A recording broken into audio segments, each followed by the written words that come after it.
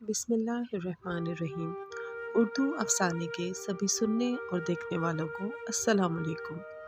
آج کی ہماری کہانی کا عنوان ہے روح کا سکون۔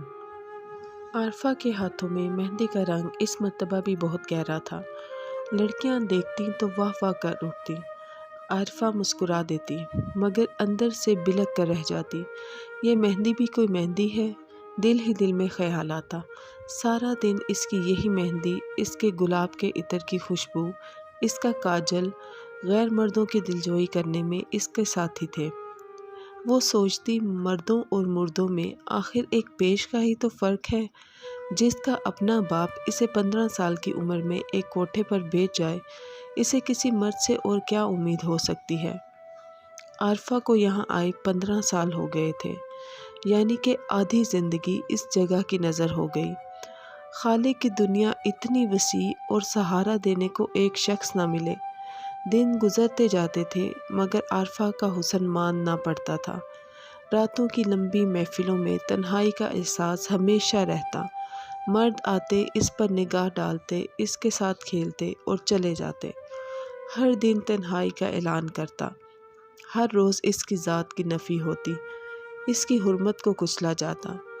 فجر کے وقت سے کچھ دیر پہلے عارفہ اور اس جیسی دوسری لڑکیوں کے خریدار اپنے گھروں کا رخ کر لیتے تھے۔ چھیدوں سے بھرا ہوا دل لے کر کہاں جانا ہے، اسے معلوم تھا۔ ہر روز غسل کرتی اور نماز پڑھتی۔ دل کا بوجھ اور تنہائی کا احساس کچھ کم ہو جاتا۔ انسان اللہ سے رجوع نہ کرے تو کس سے کرے، کیونکہ عارفہ کا کام رات کو چلتا تھا۔ دن میں وہ ساری نمازیں باقاعدگی سے ادا کرتی۔ کبھی لڑکیاں اس کا مذاق بھی اڑاتی، مگر عارفہ اس مقام سے بہت آگے نکل آئی تھی کہ کسی کا مذاق اس کو برا لگتا۔ اسے کہاں سمجھ تھی نماز کی۔ وہ تو ایک دن اس نے ایک بوڑھے بیکاری کو 500 روپے کا نوٹ تھمایا تو اس نے دعا دیتے ہوئے کہا تھا، بیٹی بھلے کتنی ہی ٹھوکریں کھا لو، زندگی بھلے پستیوں میں گھری دکھائی دے، پناہ اس آغوش میں لو جو پناہ دینے کی استطاعت رکھتی ہے۔ عارفہ نے فقیر کو سوالیہ نظروں سے دیکھا تو اس نے مسکرا کے کہا، تمہارے زخمی دل کو پناہ نماز میں ہی ملے گی بیٹی۔ یہ کہہ کے فقیر نے اس کے سر پہ ہاتھ پھیرا اور اس کو 5 روپے کا نوٹ واپس کر دیا۔ اس دن کے بعد عارفہ نے نماز کا ساتھ نہیں چھوڑا۔ وہ زیادہ تر خاموش رہتی، اپنے خیالوں کی دنیا میں مگن، جیسے انتظار میں تھی کسی چیز کے۔ بھلے رہائی ملے یا موت آئے، بس یہاں سے فرار ملے۔ آخر کو ہر گزرتی ہوئی سانس ہمیں حتمی حقیقت کے قریب کر رہی ہے۔ بات کا خلاصہ 4 جملوں میں کر ڈالا تھا۔ میری جان کو بے شک نے ڈھال رکھ، میری روح کا کچھ تو خیال رکھ۔ جاں ہے آخر نکل ہی جائے گی، اپنا حوصلہ کچھ تو بحال رکھ۔ پچھلی رات یہ اشعار اپنے خریدار کو سنائے تو اس نے نظریں جھکا دیں۔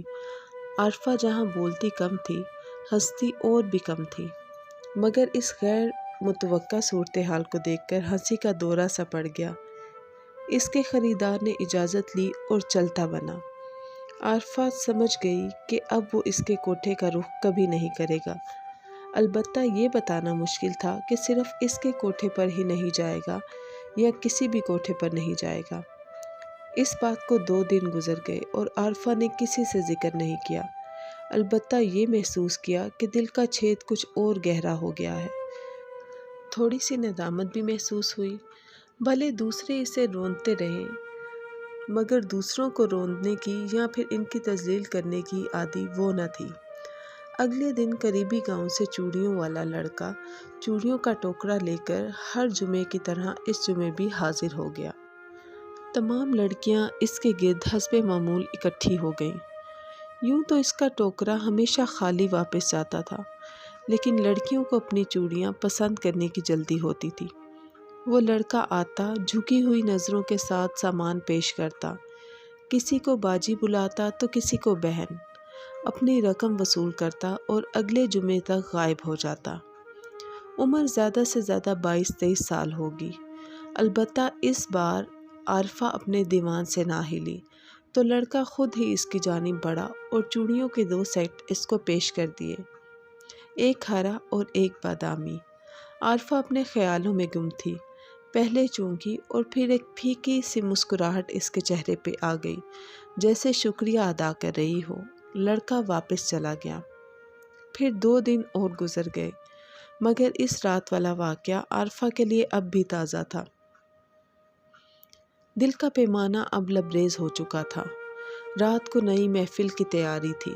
اچانک تیز ہوا چلنے لگی، جو دیکھتے ہی دیکھتے آندھی میں تبدیل ہو گئی۔ رحیم خان کے گھر سے فون آیا کہ گھر کی بیرونی دیوار ہوا کے زور سے گر گئی ہے۔ اس کو چوکیداری سے اجازت لے کر گھر جانا پڑا، مگر یوں بھی اس طوفان میں کس نے وہاں کا رخ کرنا تھا؟ کھڑکیاں دروازے بجنے لگے تو تمام عورتیں 3 منزلہ عمارت میں انہیں بند کرنے کے لیے پھیل گئیں۔ عارفہ کا دل گھبرایا اور پھر جیسے پھٹنے پہ آ گیا۔ اس نے نہ طوفان کا خیال کیا اور نہ ہی شہر سے اپنی لا علمی کا۔ جلدی جلدی اپنا برقع پہنا، 100 کے کچھ نوٹ دراز سے نکالے اور سیڑھیاں اتر کر گیٹ سے باہر نکل آئی۔ طوفان اب تھم چکا تھا۔ عارفہ ایک چھوٹی سی مسجد کے آگے کھڑی تھی۔ دروازے پر دستک دی تو امام مسجد آنکھیں ملتے ہوئے باہر نکل آئے۔ عارفہ نے انہیں سلام کیا۔ السلام علیکم۔ وعلیکم السلام، جی فرمائیے۔ سلام کا جواب دینے کے بعد وہ عارفہ سے مخاطب ہوئے۔ اللہ کے گھر میں پناہ چاہیے۔ امام صاحب سوچ میں پڑ گئے، پھر کہنے لگے، بی بی میں یہاں اکیلا رہتا ہوں اور زنان خانہ بھی نہیں ہے۔ گو کہ یہ بات سچ تھی، مگر امام صاحب نے دنیا دیکھی تھی۔ برقعے میں لپٹی، ہاتھوں میں مہندی لگائے اور آنکھوں میں کاجل ڈالے، بھلا کیسے ممکن تھا کہ یہ عورت اپنے شوہر یا گھر والوں سے فرار ہو کر آئی ہو؟ ان کے اندازے میں یا تو عارفہ زبردستی کی شادی سے فرار ہوئی تھی یا پھر کسی بازار سے۔ جہاں تک عارفہ کا تعلق تھا، وہ امام صاحب کی عمر کا اندازہ نہیں لگا سکی تھی اور نہ ہی ان کی سوچ کو بھانپ سکی تھی۔ ہاں اتنا ضرور تھا کہ ان کی جس نظر نے اس کا سر سے پاؤں تک معائنہ کیا تھا، اس سے اچھی طرح باخبر تھی۔ بازار میں بیٹھنے والی عورت سے زیادہ ان نظروں کو بھلا کون پہچان سکتا تھا؟ اور پھر یہ فرض کر لینا کہ ایک انسان امام مسجد ہے تو وہ یقیناً آپ کی روح میں جھانکنے کا، یہ تو محض بچگانہ سوچ ہے۔ کیا ہر امام مسجد خدا کا سچا عاشق ہوگا اور ہر طوائف خدا سے لازماً ناآشنا ہوگی؟ جناب، مجھے رات کے وقت مت لوٹائیے، صبح کوئی فیصلہ کر لیجئے گا، چاہیں تو جھاڑو پوچھا کرا لیجئے، بس ایک چھت کی ضرورت ہے۔ امام صاحب کیونکہ فجر سے پہلے کچھ دیر سونا چاہتے تھے، بدل نخواستہ راضی ہو گئے۔ عارفہ کو مسجد میں لے گئے، چھت پہ موجود چھوٹے سے کمرے کا رخ دکھا دیا اور خود مسجد کے اندر ہی لیٹ گئے۔ عارفہ امام صاحب کے کمرے میں گئی تو وہاں ایک چارپائی، 2 کرسیاں، کچھ کتابیں اور کچھ برتن موجود پائے۔ اب جا کے بیٹھی تو سکون کا سانس لیا۔ پچھلے 3 گھنٹوں میں تو ہوش ہی نہیں تھا، بس ایک آسرے کی تلاش تھی۔ وہ جا کر زمین پہ بچھی چٹائی پر لیٹ گئی۔ بھوک لگی مگر پرواہ نہیں تھی۔ آنکھ لگی تو فجر سے کچھ دیر پہلے عادتاً کھل گئی۔ کمرے سے نکل کر باہر غسل خانے میں چلی آئی۔ نیچے امام صاحب بھی وضو کر رہے تھے۔ عارفہ کو فجر کے لیے اٹھا دیکھ کر اپنے رات والے رویے پر کچھ نادم ہوئے۔ اگلی صبح عارفہ اٹھی تو جھاڑو اٹھایا اور مسجد کی صفائی شروع کر دی۔ امام صاحب کا ناشتہ جب محلے سے آیا تو آدھا نکال کے تھال عارفہ کے آگے رکھ دیا۔ عارفہ نے شکریہ ادا کیا، مڑ کر اپنے ماضی کے بارے میں نہیں سوچا اور نہ ہی پیچھے رہنے والوں کی فکر کی۔ اس طرح ایک ہفتہ گزر گیا۔ کچھ امام صاحب کے خدشات اس کے بارے میں دور ہوئے تو کچھ اس کے امام صاحب کے بارے میں۔ اس بات کا احساس بھی تھا کہ ہمیشہ یہاں نہیں رہ سکے گی اور نہ ہی امام صاحب کی آرام میں مخل ہونا چاہتی تھی، مگر فی الحال اللہ توکل یہیں رکے ہوئے تھی۔ اگلی صبح عجیب ماجرا ہوا۔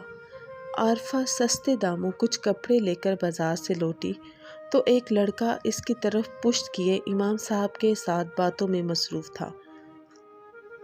عارفہ سیڑھیوں کے راستے اوپر کمرے میں گئی اور دروازہ بند کرنے لگی تو لڑکے کے چہرے پر نظر پڑی جو کہ جانا پہچانا لگا۔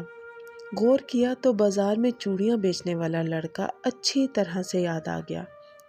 دل ہول آیا، کیا وہ اتفاقاً یہاں پر موجود تھا یا پھر اس کی تلاش میں بھیجا گیا تھا؟ اتنی بڑی دنیا میں یہ اتفاق کیسے ہو سکتا ہے؟ جب وہ چلا گیا تو عارفہ چائے کے بہانے امام صاحب سے مخاطب ہوئی۔ جناب، آپ چائے پئیں گے؟ آپ اپنے مہمان کے ساتھ مصروف تھے اس لیے مخل نہیں ہوئی۔ اوہ، وہ لڑکا اسی محلے میں رہتا ہے، کبھی کبھی آ جاتا ہے میرا ہاتھ بٹانے جب میں نے مسجد میں کوئی مرمت وغیرہ کرنی ہوتی ہے۔ تو کیا وہ پھر آئے گا؟ میرا مطلب ہے، کیا کوئی مرمت کروانی ہے؟ ہاں، پانی کی ٹینکی کی صفائی کروانی ہے، اسی لیے آتا رہے گا۔ عارفہ دل ہی دل میں پریشان ہوئی اور چائے بنانے چلی گئی۔ خدا جانے اس کا یہاں یہ کتنا دانہ پانی لکھا ہے۔ اگلے ہی دن لڑکا ٹینکی کی صفائی کے لیے مسجد میں موجود تھا۔ عارفہ زیادہ تر اپنے کمرے میں ہی رہی تاکہ سامنا نہ ہو، اور جب باہر نکلی تو چادر لپیٹ کر تاکہ صرف اس کی آنکھیں نظر آئیں۔ 4 دن بعد لڑکے کا کام ختم ہو گیا تھا۔ اس وقت عارفہ اپنے دھلے ہوئے کپڑے چھت پر پھیلا رہی تھی۔ فارغ ہو کر سیڑھیاں اترنے لگی تو لڑکا جو اس کے پیچھے کھڑا تھا، ایسے میں وہ چونک گئی اور چہرے سے نقاب بھی ڈھلک گیا۔ وہ جلدی جلدی سیڑھیاں اترنا چاہتی تھی مگر لڑکے کی آواز سنائی دی، رکیں، پریشان مت ہو، میں کسی کو آپ کی یہاں موجودگی کے بارے میں اطلاع نہیں دوں گا اور نہ ہی امام صاحب کو کچھ بتاؤں گا۔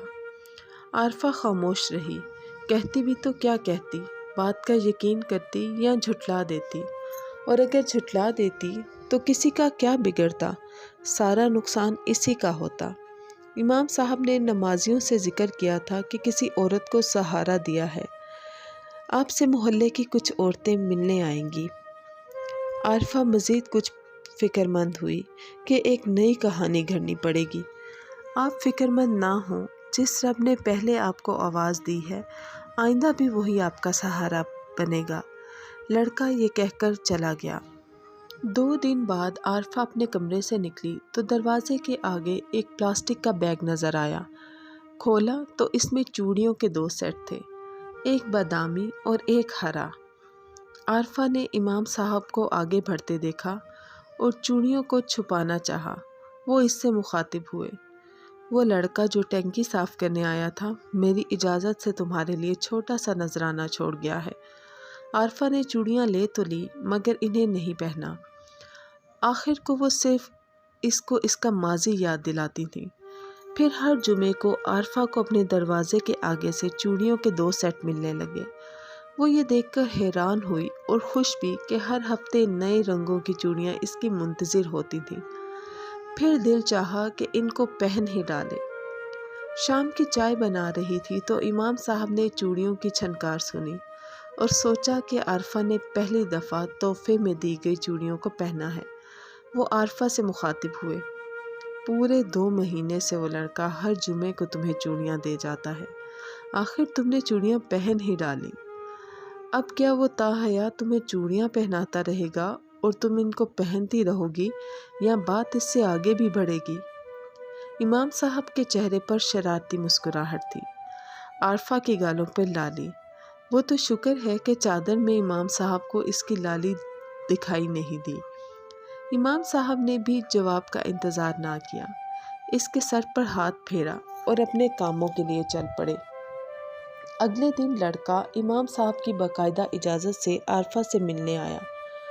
وہ دونوں چھت پر گئے تو عارفہ اس سے بولی، تم میرے بارے میں سب جانتے ہو تو کیا چاہتے ہو مجھ سے؟ میں آپ کو ہمیشہ ہمیشہ کے لیے اپنے ساتھ لے جانا چاہتا ہوں۔ یہ آخر کیسے ممکن ہے؟ تم مجھے کیسے قبول کرو گے؟ میں آپ کو قبول کر بھی چکا ہوں، بس اب آپ کی طرف سے دیر ہے۔ پچھتاؤ گے تو نہیں؟ نہیں پچھتاؤں گا، نہ ہی لمبے چوڑے جھوٹے وعدے کروں گا۔ بس 3 چیزوں کا وعدہ کر سکتا ہوں۔ وہ کیا؟ اولین تو یہ کہ ہمیشہ تمہاری روح میں جھانکوں گا، دوسرا یہ کہ ہمیشہ تمہاری عزت کروں گا، اور تیسرا یہ کہ کبھی تمہیں چوڑیاں پہنچانے میں ناغہ نہیں ہوگا۔ اس کے الفاظ سیدھے عارفہ کے دل میں اتر گئے۔ جو اس کو چاہیے تھا وہ اسی کا وعدہ کر رہا تھا، گویا وہ پہلے ہی اس کی روح میں پڑ چکا تھا۔ تم میرا ساتھ دو گی؟ ہاں، دوں گی۔ میرا نام نہیں پوچھو گی؟ نام میں کیا رکھا ہے؟ وہ تو ٹھیک ہے، لیکن نام نہیں پوچھو گی تو کہیں غلطی سے کسی اور شخص سے نکاح نہ ہو جائے۔ اب کی بار وہ کھلکھلا کے ہنس دی۔ میرا نام عادل ہے۔ جمعے والے دن عصر کے بعد امام صاحب نے عارفہ اور عادل کا نکاح پڑھا دیا۔ عارفہ نے اپنے چند جوڑے اٹھائے اور عادل کی سائیکل پر بیٹھ کر اس کے ساتھ چل دی۔ امام صاحب کے دل کو بھی اطمینان تھا۔ ایک تو ان کی مہمان اپنی منزل کو پہنچ گئی تھی، دوسرا ان کو 3 مہینے کے بعد اپنے بستر پر میٹھی نیند نصیب آئی تھی۔